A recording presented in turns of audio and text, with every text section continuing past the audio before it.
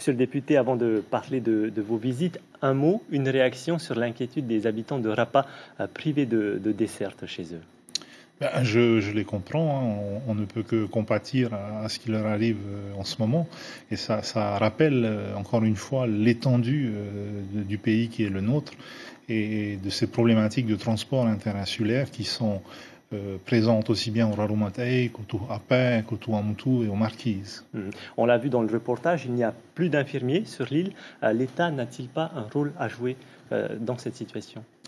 Alors, l'État a un rôle au niveau de la sécurité civile, donc je pense qu'à un moment donné, même si c'est le pays qui est compétent sur le plan de la santé, au plan de la santé, si les personnels médicaux ne sont pas présents, là on n'est plus dans le domaine de la santé, mais de la sécurité civile, et il incombe certainement à l'État de s'assurer de l'acheminement de ces personnels en temps et en heure. Nous revenons à présent sur votre visite de Nutania et Tatoutou.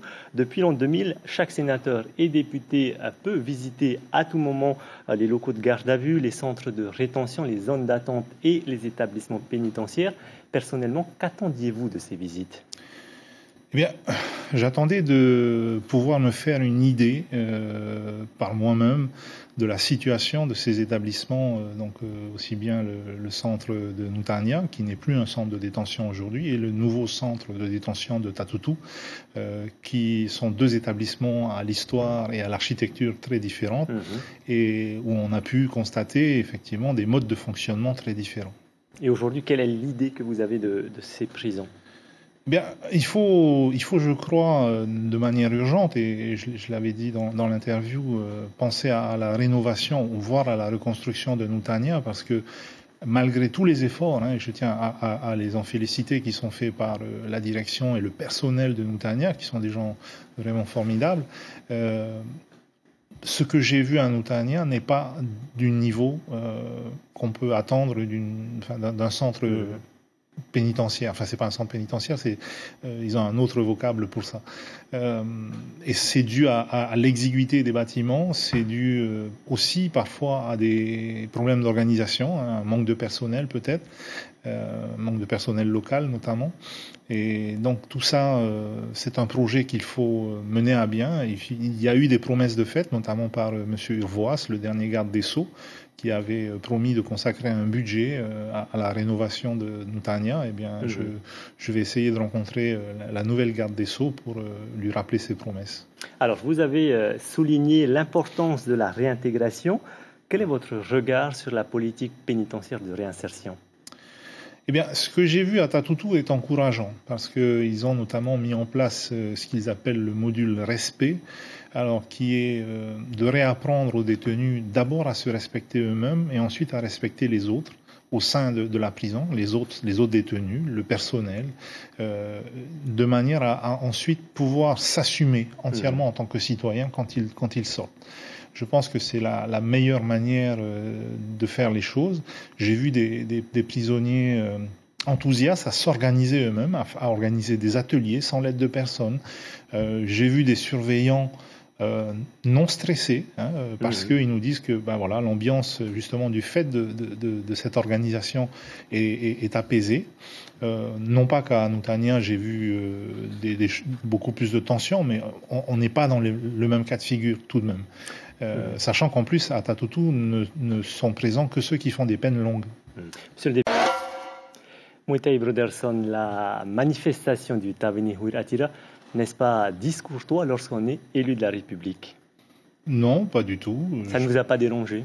Non, d'ailleurs j'y ai participé.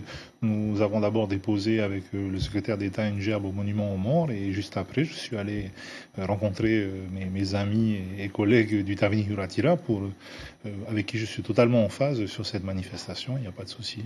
On l'a vu dans les reportages, vous avez rencontré Sébastien Lecornu, le secrétaire d'État, auprès du ministre de la Transition écologique. Quels sont les thèmes que vous avez abordés ensemble ?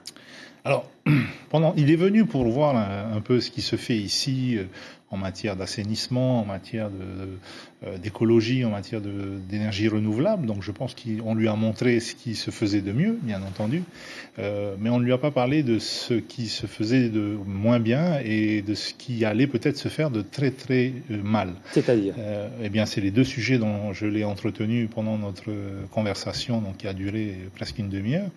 À savoir, le premier, c'est le projet aquacole de Hor, sur lequel je n'ai pas d'opposition franche et massive, mais sur lequel je me pose énormément de questions, comme je pense la plupart des Polynésiens.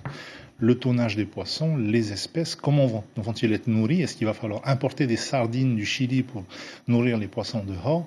Quels sont les produits qui vont être mis dans le lagon, les antibiotiques ou d'autres? Aujourd'hui, pour moi, c'est le flou artistique.